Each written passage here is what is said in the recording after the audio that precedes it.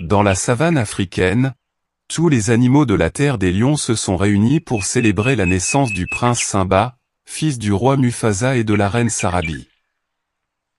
Tous, sauf Scar, frère cadet de Mufasa, pour qui la naissance de cet héritier anéantit tous ses espoirs d'accéder un jour au pouvoir. Avec la collaboration des hyènes, Scar imagine plusieurs plans diaboliques pour anéantir son frère et son neveu. Malgré un premier échec, il parvient à éliminer Mufasa et persuade Simba qu'il est responsable de la mort de son père pour le contraindre à s'enfuir et ainsi en faire la proie de ses hyènes. Bien que parvenant à s'échapper, Simba finit à bout de force dans le désert.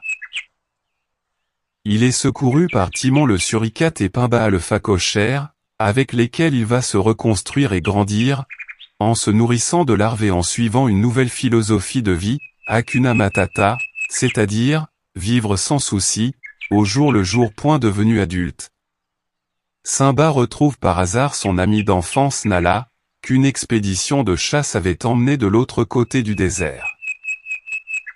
Elle lui apprend que Scar, devenu un tyran, a ravagé la terre des lions et que la famine menace toute la tribu. Elle tente de le raisonner et encourage son retour en tant que roi légitime. Se sentant toujours coupable de la mort de son père, Simba refuse de revenir parmi les siens.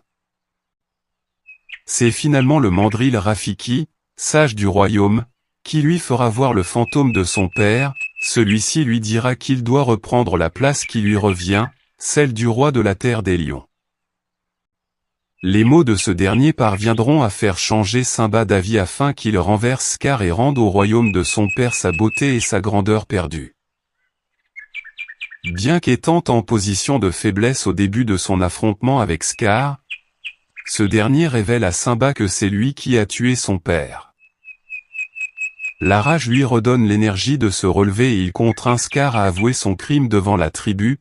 Ceci encourage les lions à se joindre à Simba pour combattre le tyran et ses hyènes.